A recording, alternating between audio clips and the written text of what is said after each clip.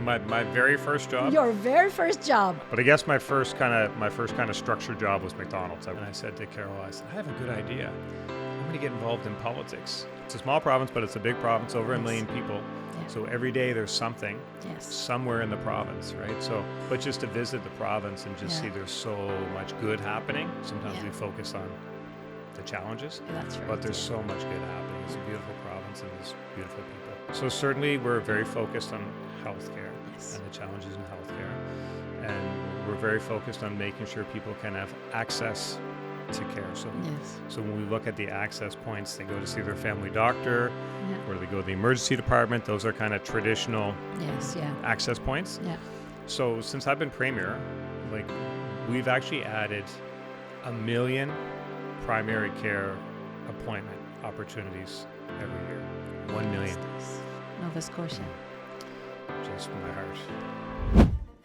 It's time to unlock your full potential. Every person has a remarkable story. Join me, Dr. Sura Hadad, on a journey of empowerment and inspiration as we delve into the depths of self-discovery and transformation. This episode is sponsored by One Frame and Oz Media. Don't forget to like and subscribe our YouTube channel at Sura Hadad.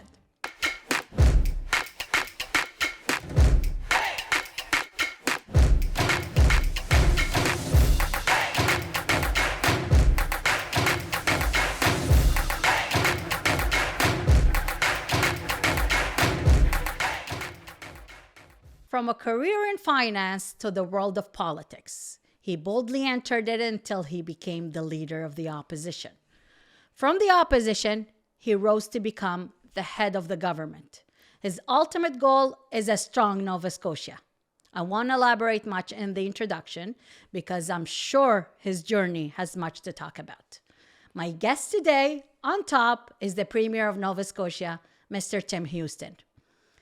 Welcome to my podcast. Welcome to my humble home. And thank you for accepting my invitation. I'm so happy to be here. I'm looking forward to the discussion. Thank you so much. Now, I'm going to ask you a weird question. What was your first job?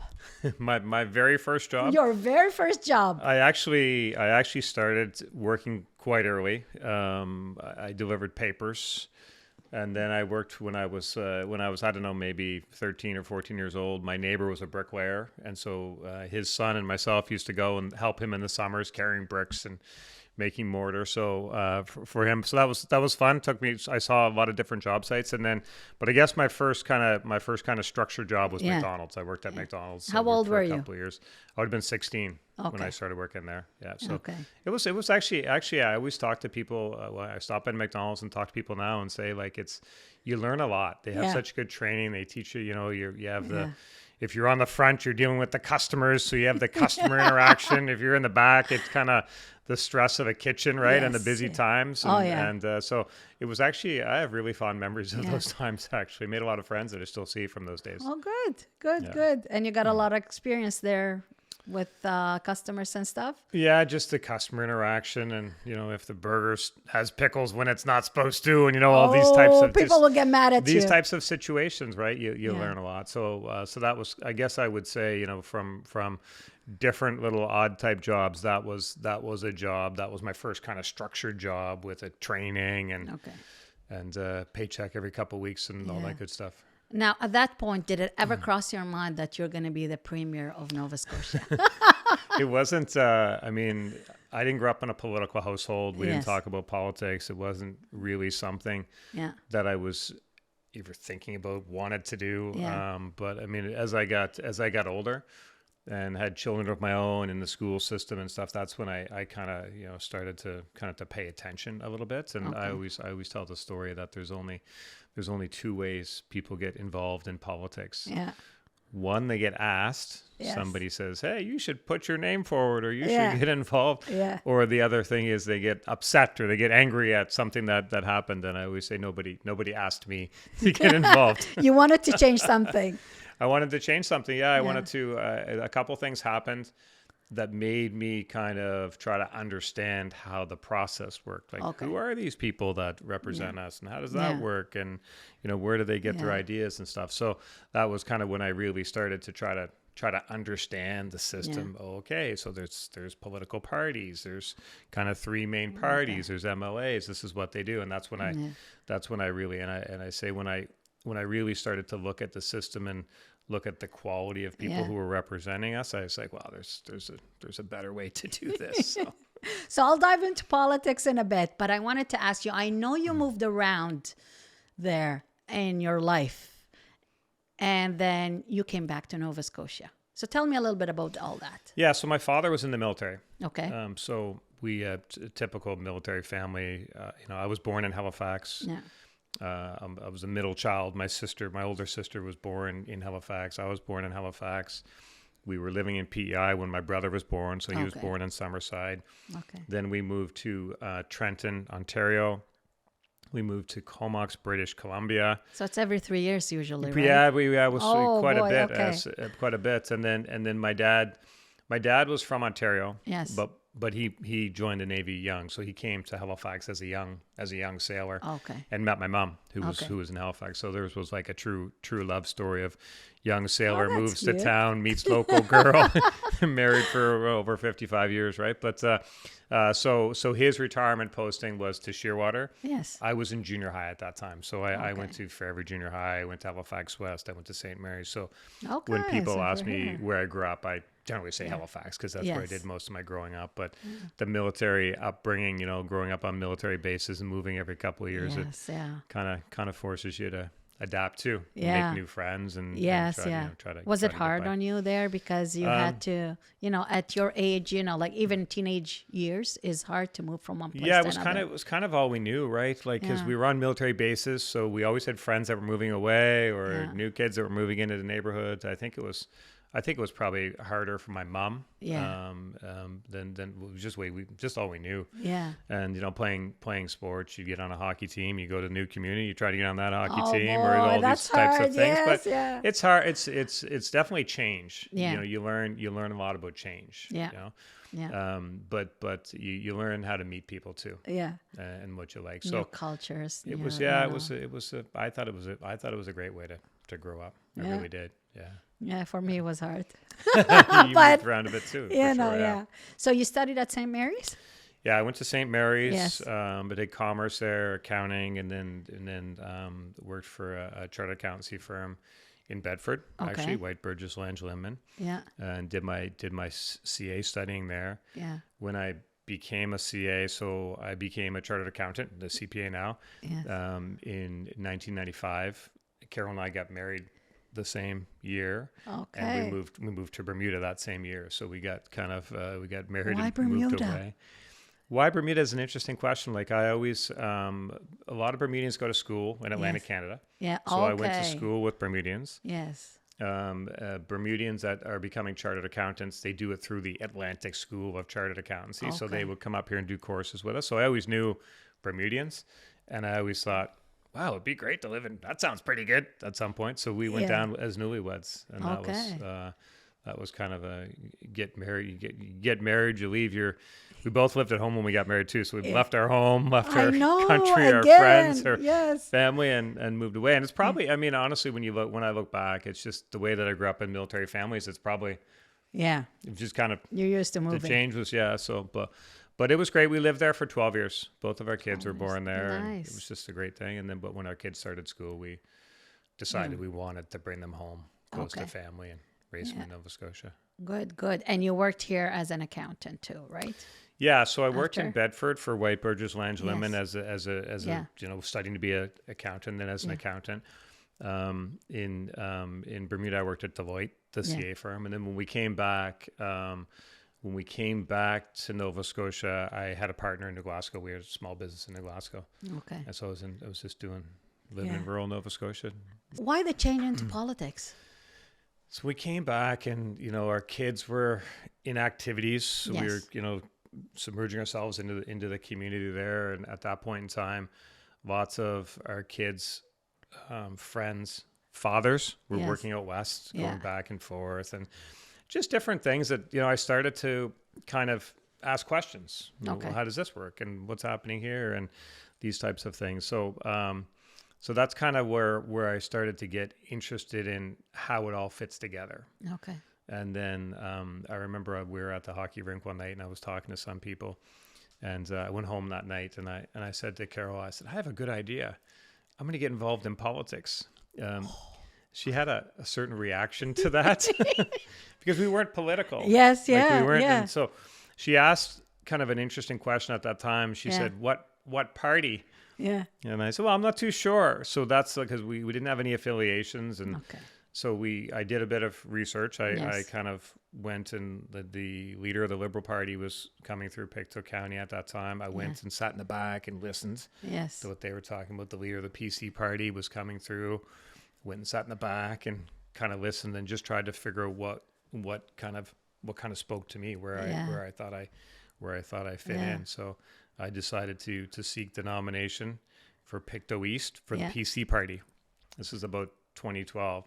Yes. I think I was nominated in 2012 and the election was 2013. So campaigned for almost a year before the election, and here we are now. I was elected in 2013, reelected in 2017 and 2021, and became leader in 2018 and premier in 2021. So I guess from that day in the rink to I have a good idea. That idea there. Got a little carried away maybe.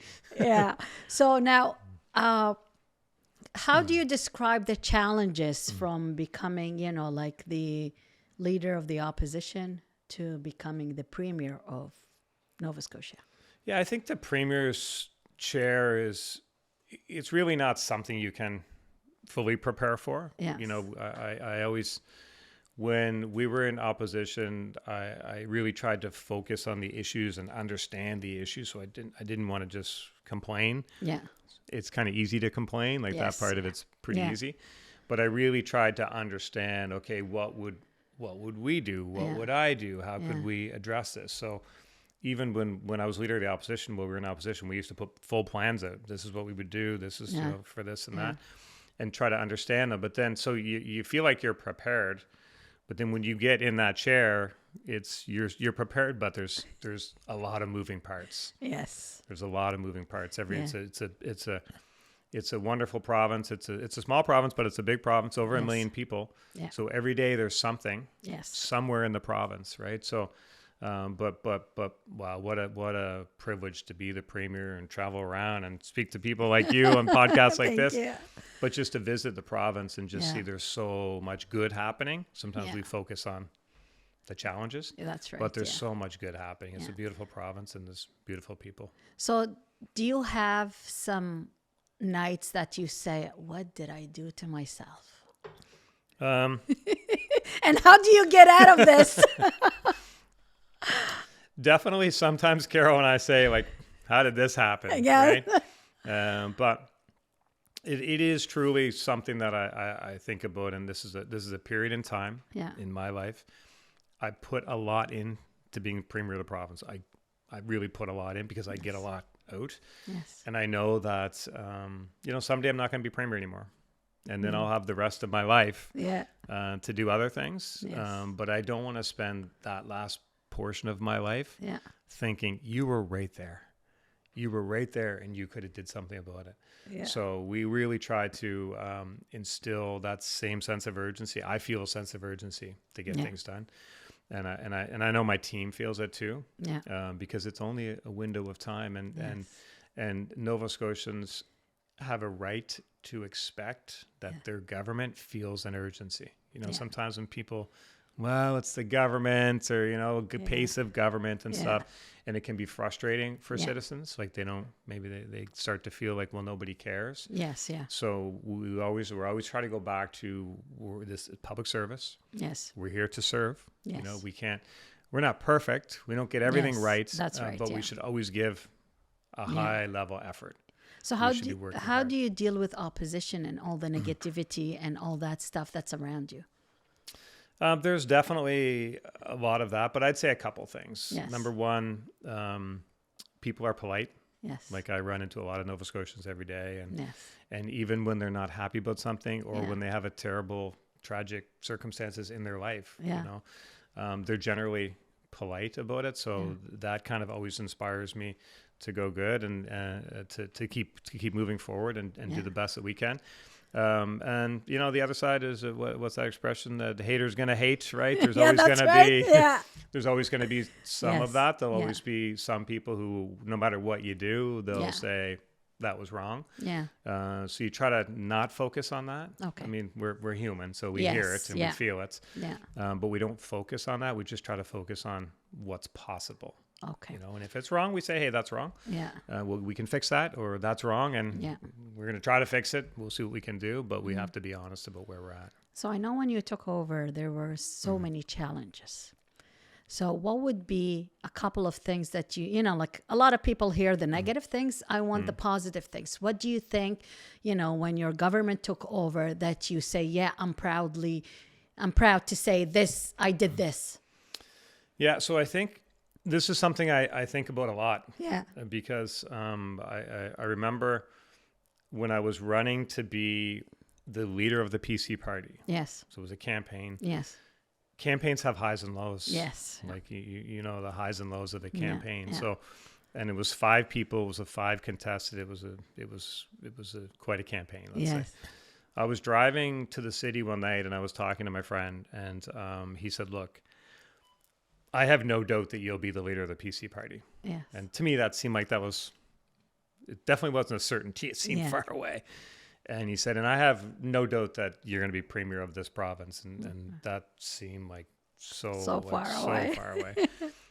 But he said, "But I have a question for you. 20 years from now, is anybody going to care that you were premier?"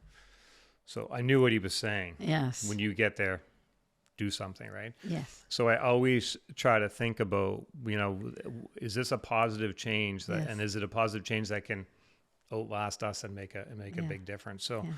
So certainly we're very focused on healthcare and the challenges in healthcare, and we're very focused on making sure people can have access to care. So when we look at the access points, they go to see their family doctor, or do they go to the emergency department? Those are kind of traditional access points. Yeah.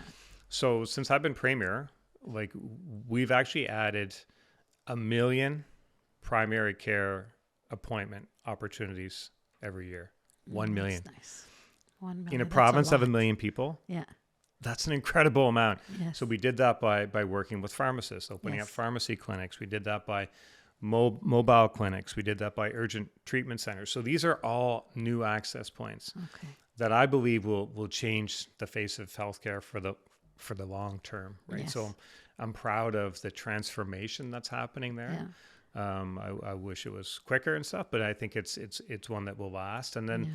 And I think right now we're in the middle of putting the final touches on the implementation for a school lunch program. Yes. We'll make sure young school age children get a healthy lunch. Oh, that's awesome. And the Nova Scotia Guard, as we look to respond to emergencies, the Nova Scotia Guard will be. So I think between the kind of the access points we're opening, the school lunch, the Nova Scotia Guard, I think right there those are 3 things that, to answer my friend's question, we'll look back on and say those things right there. Everything else that we try to do every day and we work so hard on every day makes a difference today and into the future, some of them. But I think those 3 things right there will really transform our province in a very positive way, and I'm proud to have been a part of that. Awesome. Take a break again. I think you need more water there. So there are so many things that people go through and to achieve what they want.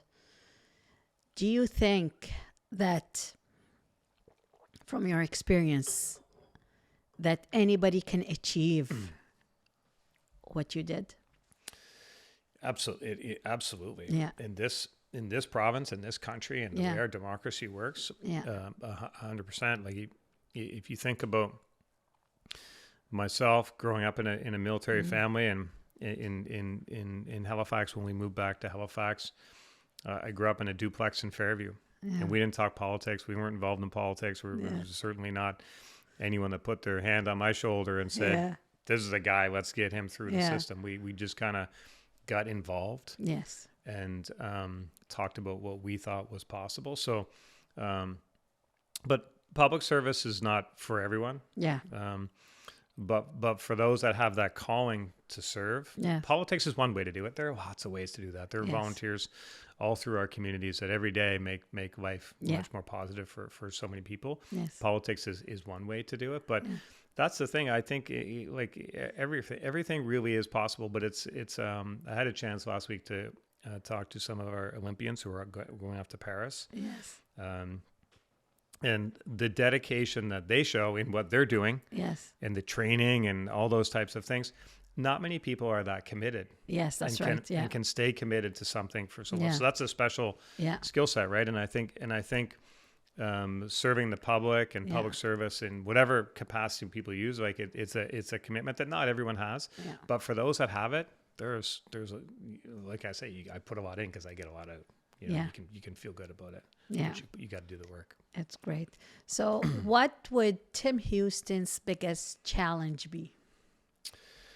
Well, I think it's if I think about provincial politics, the healthcare challenge is still a lot of work to do on that side. But I think anyone in a leadership position, whether it's in private company or whether it's in politics, political party, government, I think it's our responsibility to kind of continue to motivate people to do more, right? So I think that's always going to be that'll always be a leadership challenge, is to make sure you bring people along with you, and encourage them to give that extra little bit too, to make in the government side of things.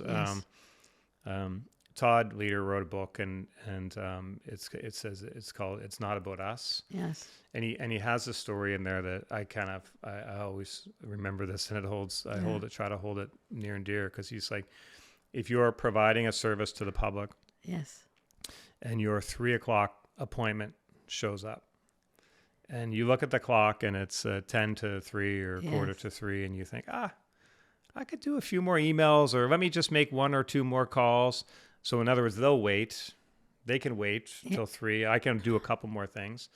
But he says, like, it's not about us, it's about them. Yes. So if they're there at 2:45, bring them in at 2:45. Make your calls at the end of the day. Make your emails at the end of the day, right? So I think that's kind of a mindset. So put them a priority before anybody else. Them, right? So that's the challenge in government is getting everyone on that same page to do that. So what kind of Nova Scotia do you see in the future? It's a kind where everyone can just reach their own potential, whatever that may be. It's different for everyone, right? But that there's opportunities, and we talk about, if you think about when I first came back and I was talking to people whose parents were working away. Yes, yeah. Or myself, I moved away, right? That was a choice that I made. I didn't have to, but I made that choice. But some people have to. Yes. So we want to get it to where it's the choice, where there's opportunities in this province. You can find a good job, or you can open a company, or you can do whatever it is. You can choose to do that here. You may choose to go elsewhere. Yeah. It's not a bad thing to go live somewhere else and bring those experiences and skill sets back to strengthen our province as well. But we want to retain people here. But we want them here, but we want them to know that they can stay here. Yes. If they choose to go elsewhere, I want them to come back. Yes. But if they choose to, then that's a choice, and people have that choice. That's good. Yeah. But it's really, we need to make sure that there are opportunities for them right here. Mm-hmm. Awesome.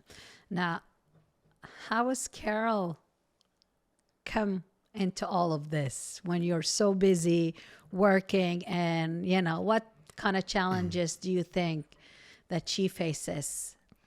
And how do you deal with it? Yeah, so it's kind of interesting. When I was newly getting involved in politics, I had some advice from an older politician that said, be careful. My kids were young then, they were early teenagers then, right? And he said, be careful how much you kind of drag your family into this, right? Yeah. So Carol and I have been very careful with the kids to not drag them. There's lots of places they like to go, and the choice is always theirs to come with us, and so that's how we've been with our kids.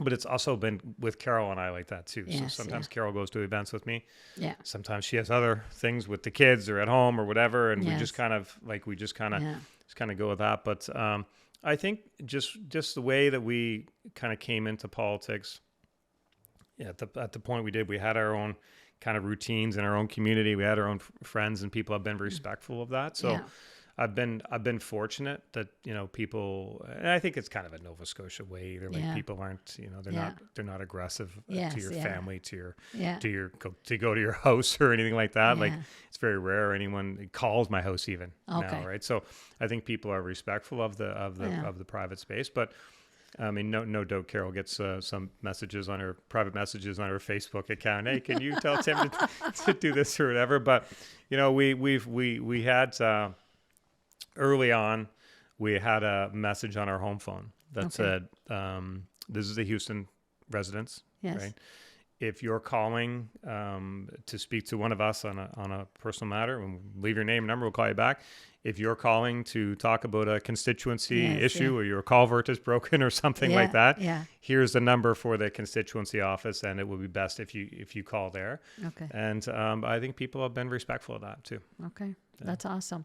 Now, I know your dad was a big influence in your life. How did his passing impacted you?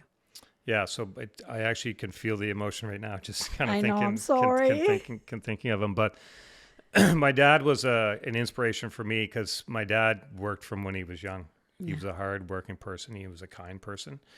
He really kind of saw the good in everyone. So, you know, that was a good balancing thing for me. If I wanted to vent on something, he was always good to listen, but then remind me that, you know, how to keep it real, I guess, so to say. So, the loss of my dad, the loss of my brother who died 5 years ago, quite young, and those are, I still sometimes pick up the phone to call either one of them to ask them a question. They're good, but these things, they're holes that never fill. Like and everyone experiences loss.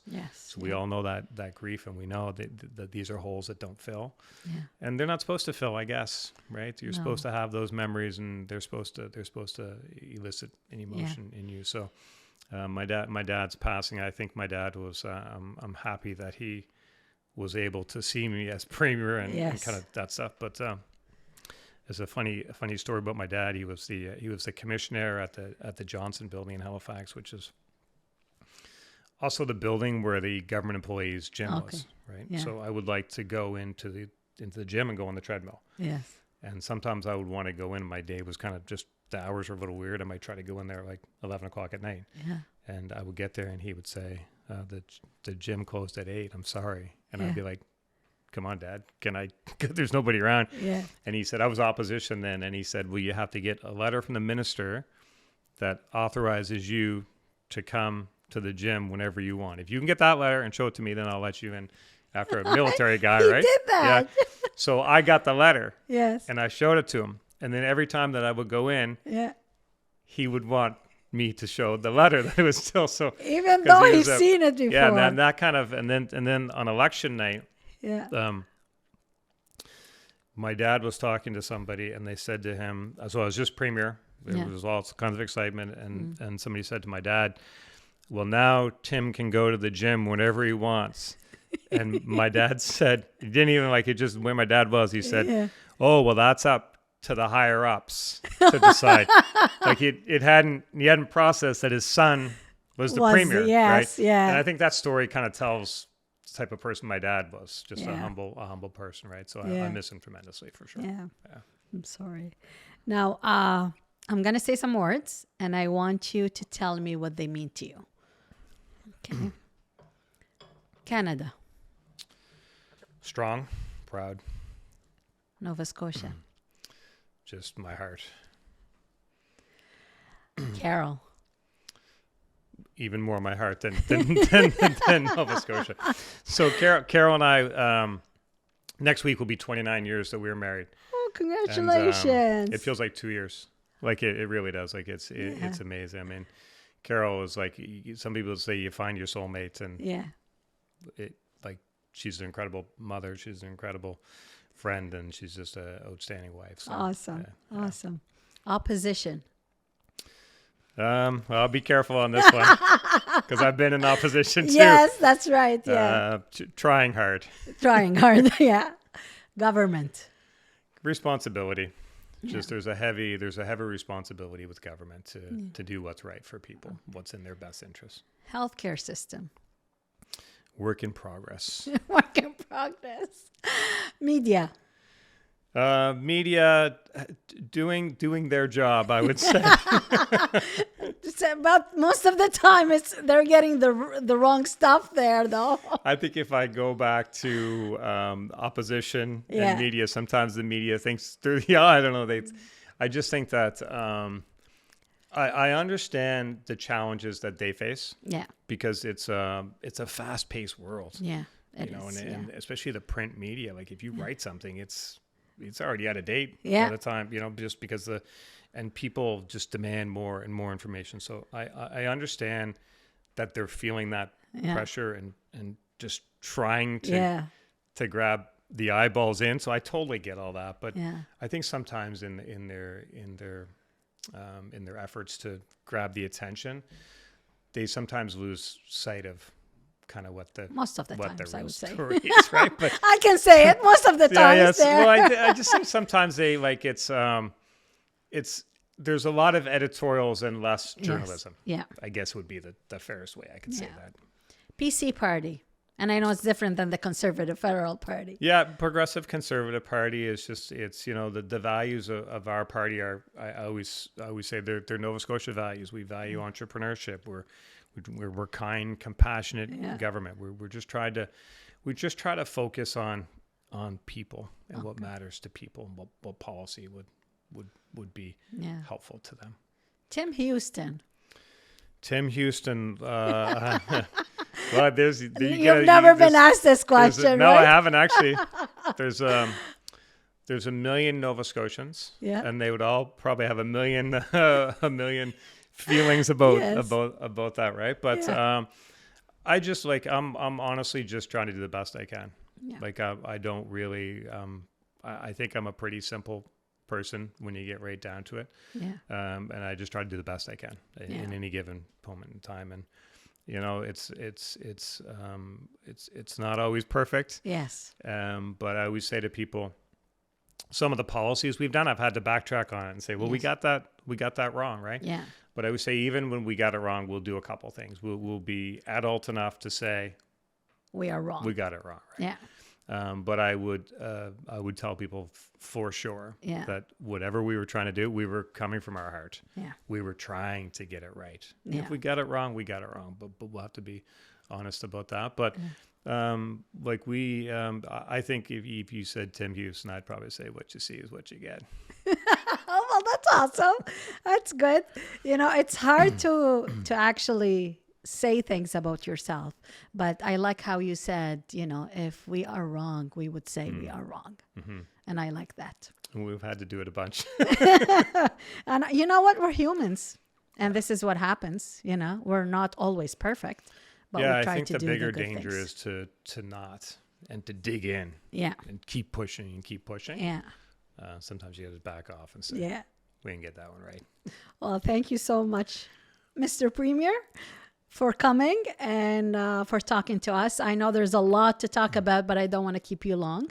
I know you're busy. No, it's my honor. I'm really happy to be here, and you've given me some things to think about for sure, which I appreciate. You always do. Thank you. Thank you so much for being here. Awesome. Thank you.